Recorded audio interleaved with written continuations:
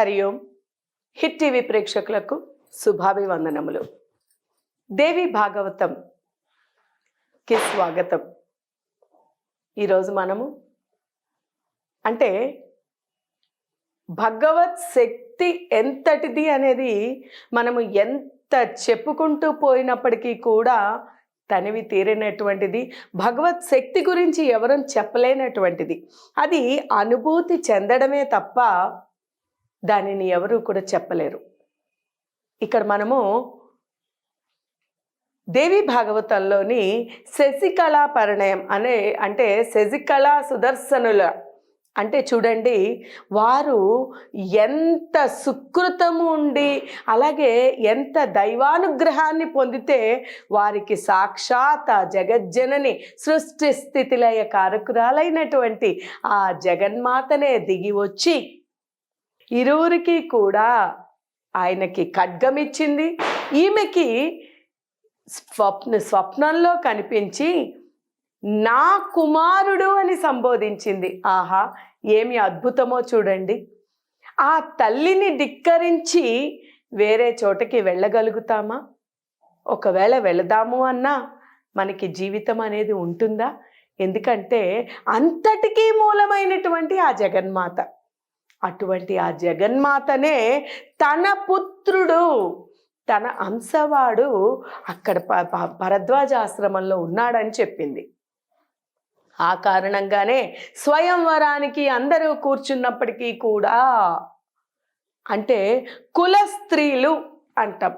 అంటే స్త్రీలలో ఎన్నో రకాలు ఉన్నాయి, ఎన్నో రకాల స్త్రీలు ఉంటారు. అయితే అందులోని కుల స్త్రీలు అంటూ ఉంటాం.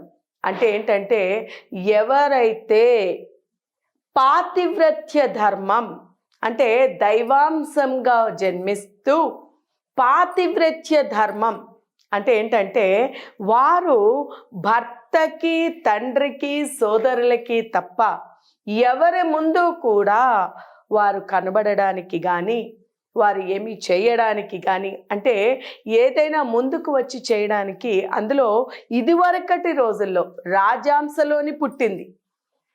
ఒక రాజ్యానికి ఒక రాజుకి కుమార్తెగా అంటే రాకుమార్తెగా జన్మించినటువంటి ఆవిడ మిగిలిన రాకుమారుల దగ్గరికి స్వయంవరం అంటే అక్కడ వరుసగా కూర్చుని ఉండేటువంటి ఆ రాకుమారుల అందరి దగ్గరికి వెళ్ళి వారి దగ్గరికి ఈవిడ కనిపించాలి. కులస్త్రీగా తండ్రికి చూడండి ఎంత బాగా చెప్పిందో. తండ్రి, నీవు ఏమి చెప్పినప్పటికీ కూడా నేను నా సుదర్శనుడికి అంటే భగవతి ఆజ్ఞ మేరకు నేను ఆయననే భర్తగా నా యొక్క హృదయంలోని నిలుపుకున్నాను కాబట్టి అతనికి తప్ప ఎవరికి ముందుకి కూడా నేను వెళ్ళను, ఎవరికి కూడా నేను కనిపించను.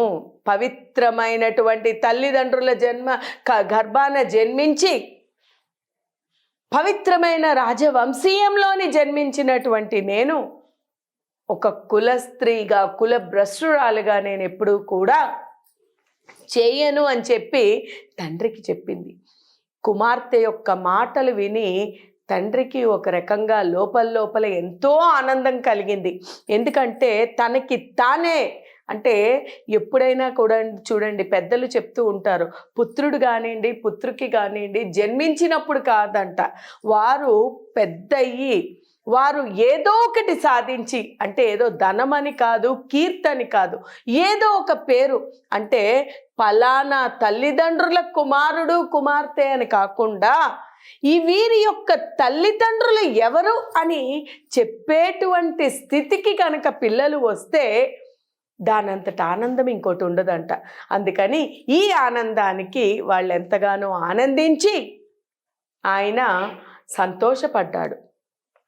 సంతోషపడి ఆయన కానీ భయం ఎందుకు భయము అంటే ఈ యొక్క రాజకుమారులు మిగిలిన అందరూ రాజకుమారులు ఒక ఎత్తు అయితే అక్కడ ఎవరున్నారండి?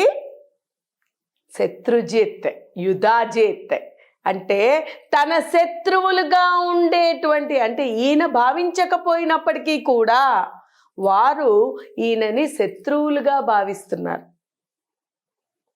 చూడండి ధనము ఎంతటి దారి తీస్తుందో. అయితే అందుకని అటువంటి వారు ఉన్నారు అని భయపడుతున్నారు చూడండి అక్కడ.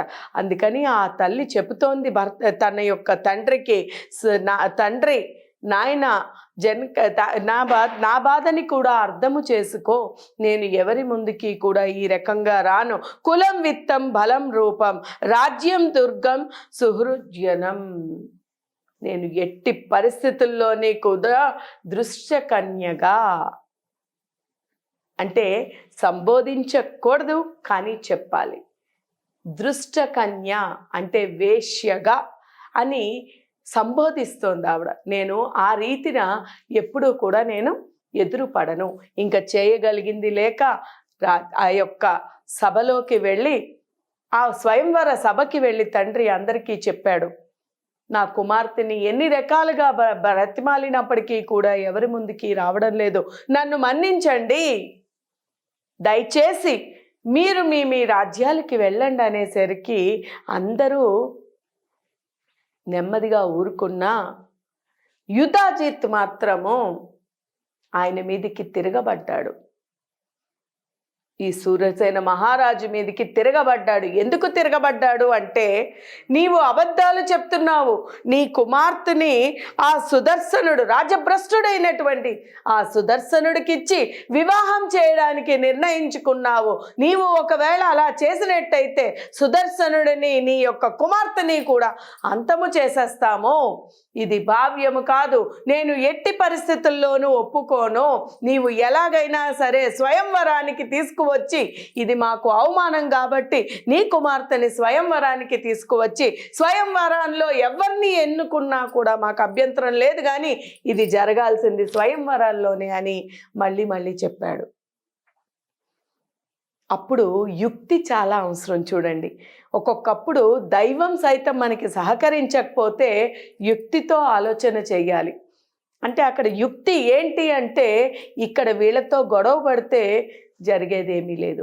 అలా అని కుమార్తెని కాదని, కుమార్తెకి ఏమీ నచ్చ చెప్పలేకపోతున్నాడు, కుమార్తెని కాదని ఏమీ చేయలేకపోతున్నాడు.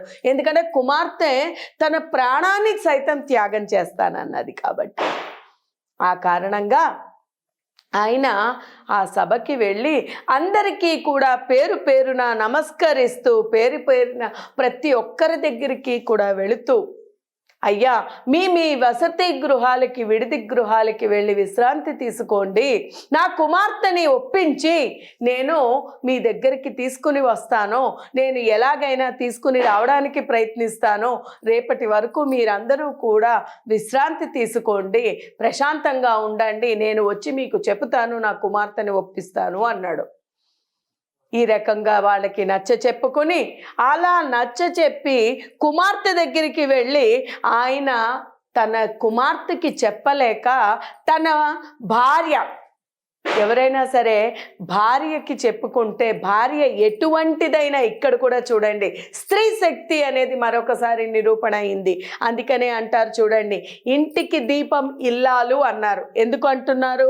ఇల్లాలు తలుచుకుంటే, ఇల్లాలు ఉంది అంటే, ఇల్లాలు ఇంటిలోని ఉండేటువంటి గృహస్థాశ్రమంలో ముఖ్యంగా స్త్రీ కనుక కరెక్ట్గా ఉన్నట్టయితే ఆ ఇల్లు బ్రహ్మాండంగా ఉంటుంది, పిల్లలందరూ కూడా సక్రమంగా ఉంటారు, సత్ప్రవర్తనతో ఉంటారు అనేటువంటి భావన. కాబట్టి ఆయన కూడా అలనాడు కూడా ఆయన తన భార్యకి చెప్పి ఎలాగైనప్పటికీ కూడా కుమార్తెని ఒప్పించమని చెప్పి కుమార్తెకి ఒప్పించడానికి భార్యని పంపించాడు.